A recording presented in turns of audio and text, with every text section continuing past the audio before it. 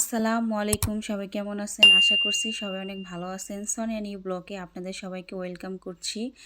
আমার আজকের রেসিপিটা হচ্ছে নতুন রাঁধুনি আপুদের জন্য, আর সেটা হচ্ছে কুমড়ি শাক ভাজি রেসিপি। আশা করছি আমার আজকের রেসিপিটা আপনাদের সবার কাছে অনেক ভালো লাগবে এবং নতুন রাঁধুনি আপুদের উপকারে আসবে। চলুন তাহলে দেখে নেই আজকের ভীষণ মজাদার কুমড়ি শাক ভাজির রেসিপিটি। এখানে আমি নিয়েছি 2 মুঠা কুমড়ি শাক বা 2 আটি। এই শাকটা হচ্ছে এখন আমি ভালো করে বেছে নিব। শাকের ভিতর যদি কোনো ময়লা বা কোনো এখানে আমি 2 মুঠা কমলি শাক নিয়েছি শাক রান্না করার জন্য। আপনারা চাইলে কম বেশি করে নিতে পারেন। এই শাকগুলো এখন হচ্ছে আমি কেটে নিছি। দেখুন এই শাকগুলো হচ্ছে আজকে আমি কুচি করে কাটছি। আপনারা চাইলে বড় করেও কাটতে পারেন, তাতে কোনো সমস্যা নেই, যে যেমন রাখতে চান। শাকগুলো তো দেখেই বুঝতেছেন কতটা সুন্দর। এগুলো হচ্ছে এখন আমি সুন্দর করে ধুয়ে নিব পানিতে। আপনারা চেষ্টা করবেন 2 থেকে 3টা ধোয়া দেওয়ার জন্য। দেখুন শাকগুলো হচ্ছে আমি ধুয়ে নিলাম অফ ক্যামেরায়। এখন হচ্ছে আমি চুলায় একটা হাঁড়ি বসিয়ে দিছি শাকের। এখন দিয়ে দিব পেঁয়াজ মরিচ কুচিয়ে রাখছিলাম, ওইগুলো দিয়ে দিব এখন। আর যখন আমি বাগার দিব তখনও দিব। এখন দিয়ে দিলাম পরিমাণ মতো লবণ। লবণটা হচ্ছে আপনাদের স্বাদ মতো, যার যেমন লাগে দিবেন। এখন আমি 5 মিনিট পর ফিরে আসলাম। এখন হচ্ছে শাকগুলো হচ্ছে আমি ভালো করে নেড়ে দিব। আজকে আমি আপনাদের সাথে শেয়ার করব কিভাবে কমলি শাক সবুজ রেখে ভাজি করতে হয় সেই রেসিপিটাই। ভিডিওটা কোথাও স্কিপ না করে ফুল ভিডিওটি দেখার অনুরোধ রইল আমার নতুন আপুদের জন্য। শাক হচ্ছে আমার সিদ্ধ করা হয়ে গেছে, আমি 5 থেকে 6 মিনিট করছি। চুলায় একটা ফ্রাই প্যান বসিয়ে দিছি। এখন দিয়ে দিব 6 থেকে 7 টেবিল চামচ সয়াবিন তেল।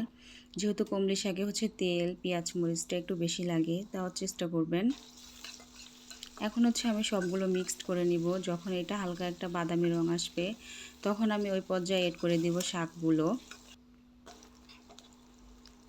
দেখুন আমার সুন্দর একটা কালার চলে আসছে। আপনারাও চেষ্টা করবেন একটু কালার করে আনার জন্য। আমি এখন শাকগুলো এর ভিতরে ঢেলে দিব, সবগুলো একসাথে মিক্সড করে নিব।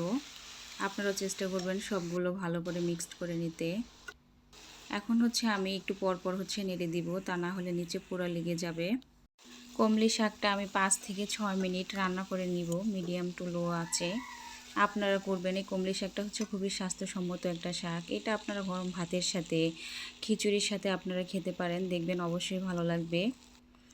এই পর্যায়ে হচ্ছে আমার শাকটা রান্না হয়ে গেছে। এখন হচ্ছে আমি পরিবেশন করব। এখন হচ্ছে আমি একটা প্লেটে শাক বেড়ে নিব। দেখুন কতটা ইয়াম্মি হয়েছে। শাকের রঙটা অনেকটাই সবুজ আছে। আপনারাও প্লিজ আমার এই রেসিপিটা দেখে ট্রাই করবেন, দেখবেন এরকমই সুন্দর হবে শাক রান্নাটা। আশা করছি আজকের রেসিপিটা আপনাদের সবার কাছে অনেক ভালো লেগেছে। আপনারা অবশ্যই এইভাবে বাসায় ট্রাই করবেন। মানে হ্যাঁ, কেমন লাগলো আজকে আমার এই শাক রান্নার রেসিপিটি অবশ্যই কমেন্ট করতে ভুলবেন না। কিন্তু আমার আজকের রেসিপিটি যদি ভালো লেগে থাকে তাহলে অবশ্যই একটা লাইক দিবেন, কমেন্ট করবেন, শেয়ার করবেন আপনার প্রিয়জনদের সাথে।